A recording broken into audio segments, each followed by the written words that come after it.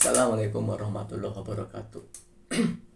Pada suatu masa ketika Rasulullah Shallallahu Alaihi Wasallam bersama kaum Ansor melakukan pembebasan kota Mekah atau Fathul Mekah, ada sebuah peristiwa yang sangat berarti bagi umat Islam saat itu.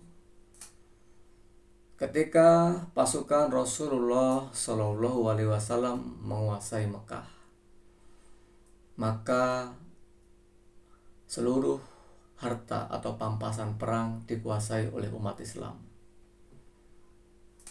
Pada saat itu Rasulullah SAW kemudian membagi-bagikan pampasan perang itu kepada kaum Quraisy. Ada segelintir atau segolongan kaum muhajirin yang merasa tidak terima dengan apa yang dilakukan oleh Nabi baginda Rasulullah SAW.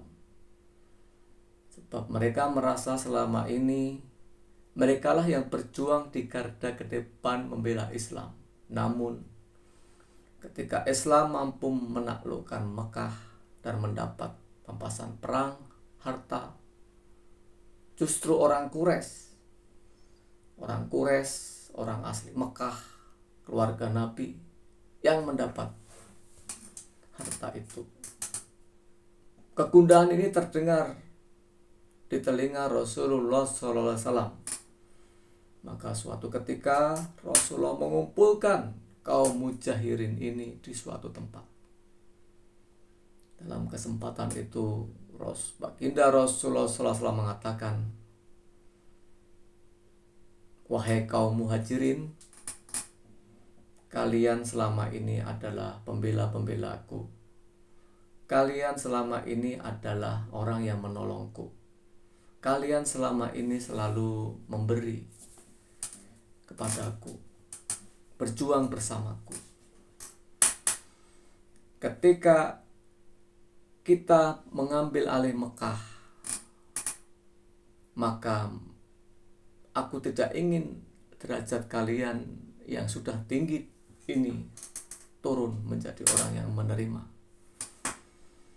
Maka aku memberikan harta ini kepada kaum Quraisy agar mereka mau menerima Islam, agar mereka mau memeluk Islam, agar mereka membuat image yang bagus tentang Islam. Sementara kalian adalah sahabatku, akan tetap bersamaku. Kalian harus berjuang bersamaku, dan aku tidak mau menurunkan martabat kalian di bawahku dengan aku memberi kepada kalian.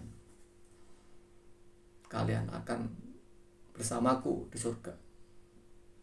Harta ini aku berikan kepada, pampasan perang ini aku berikan kepada orang-orang Quraisy,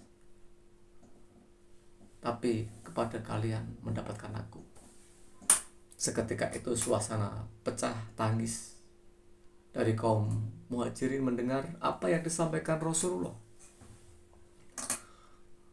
Mereka tidak mendapatkan harta, tapi mereka mendapatkan Rasulullah.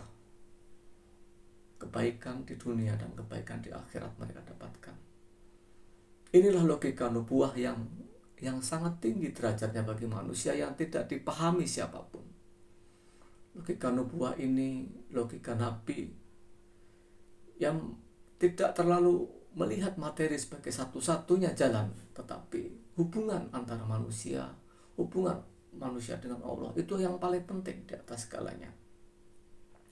Manusia makhluk yang transaksional. Ketika dia memberi, dia berharap menerima. Itu harus dihilangkan. Kalau kita sudah memberi, kita harus berharap orang yang kita beri menularkan kebaikan itu kepada orang lain sehingga menjadi jariah. Bukan kita mendapatkan kebaikan dari orang yang kita beri. Transaksional. Manusia harus menghindari sifat-sifat seperti itu untuk mengikhlaskan apa yang sudah dia berikan, supaya tidak ada lagi pikiran untuk mendapat kembali atau balas budi. Terima kasih, saya Dudun Parwanto. Wassalamualaikum warahmatullahi wabarakatuh.